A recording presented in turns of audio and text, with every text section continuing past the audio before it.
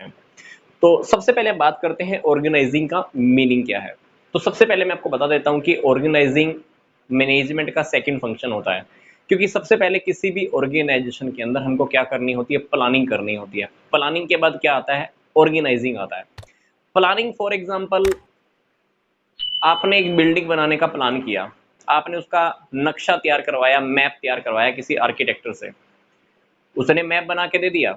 अभी मकान बनाने का काम किसका है, ठेकेदार का, कॉन्ट्रैक्टर का। मकान बनाएगा, मकान बनाने के बाद वो ये देखेगा कि बिल्डिंग क्या बननी है, कितने रूम बनने हैं।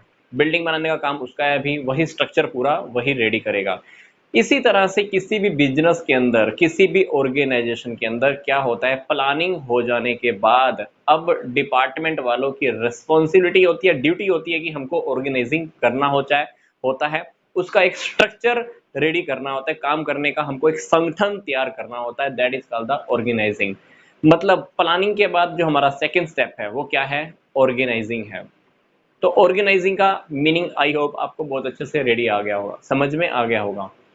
स्ट्रक्चर बोले तो ये डिसाइड करना है कि कौन किसका सुपीरियर होगा, कौन किसके नीचे काम करेगा, कौन बॉस होगा, कौन वर्कर होगा, उनकी ड्यूटीज क्या होंगी, किसकी रिस्पॉन्सिबिलिटीज क्या होंगी, कौन क्या काम करेगा, किसी के राइट्स क्या होंगे। ये सारी बातें स्ट्रक्चर के अंडर आती हैं। तो ये करने के ऑर्गेनाइजिंग के फीचर्स क्या होंगे। सबसे पहला फीचर जो ऑर्गेनाइजिंग का है कि डिवीजन ऑफ वर्क। जब हम ऑर्गेनाइजिंग का काम करते हैं तो हमारा काम बढ़ जाता है, क्योंकि कंपनी का एक टारगेट फिक्स होता है। वो टारगेट क्या हो, फिक्स कब करते हैं, हम प्लानिंग में, प्लानिंग के टाइम हम फिक्स कर लेते हैं। ऑर्गेनाइजिंग के अंदर क्या होता है, उस प्लानिंग को हम छोटे छोटे काम में डिवाइड कर लेते हैं। फॉर एग्जाम्पल, मान लीजिए कि आपको एक टेबल रेडी करनी है। टेबल बनाने का जो ऊपर का पार्ट है वो आप रेडी करने के लिए और किसी को दे दो, उसकी लेग्स और किसी को रेडी करने के लिए दे दो, पलाई और किसी को लगाने के लिए कह दो, कलर करने का काम और किसी को दे दो। जब एक ही काम को हम छोटे छोटे हिस्सों में बांट देते हैं तो एक ही पर्सन जब एक ही काम को जब बार बार करने का करेगा तो डिवीजन ऑफ वर्क, काम को बांट देने से वो उस काम का स्पेशलाइजिस्ट बन जाता है, उसके अंदर स्पेशलाइजेशन आ जाती है। बेनिफिट क्या होगा, वो अगली बार जब वो काम करेगा तो वो पहले से और भी अच्छे से और जल्दी करने वाला है। तो सबसे पहले हमको क्या करना होता है, सबसे पहली जो खास बात होती है ऑर्गेनाइजिंग की, वो क्या होता है, काम का हम बंटवारा कर देते हैं। दूसरा फायदा क्या है, कोऑर्डिनेशन।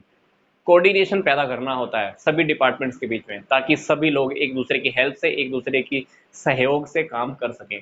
तीसरा है कॉमन ऑब्जेक्टिव। ऑर्गेनाइजेशन के अंदर ऑर्गेनाइजिंग के अंदर हालांकि अलग अलग डिपार्टमेंट बनाते हैं हम, पर वो सभी के सभी डिपार्टमेंट एक मेन टारगेट को पूरा करने के लगे होते हैं।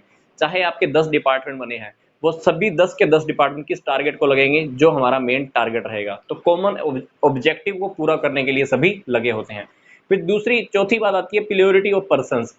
संगठन की जरूरत, ऑर्गेनाइजिंग की जरूरत वहां पड़ती है जहां दो या दो से ज्यादा लोगों ने काम करना है, वहीं संगठन की जरूरत होती है। क्योंकि जहां पे अकेला एक बंदे ने काम करना है वहां पे ऑर्गेनाइजिंग की जरूरत ही नहीं है, क्योंकि उस अकेले व्यक्ति को पता होगा कि मेरे को क्या करना है, कब करना है। बट जहां दो लोग या ज्यादा काम कर रहे हैं तो वहां पे ऑर्गेनाइजिंग बहुत जरूरी है। स्ट्रक्चर रेडी करना होता है, कौन क्या काम करेगा, कब करेगा, किसने करना है, कौन किसके लिए क्या रिस्पॉन्सिबल होगा, कौन कहां से खरीद के लाएगा, मार्केटिंग मैं करूंगा या तू करेगा, सारी बातें वो लोग आपस में डिसाइड करनी होती है। जब ये सारी बातें डिसाइड करनी होती हैं तो ऑर्गेनाइजिंग की जरूरत होती है।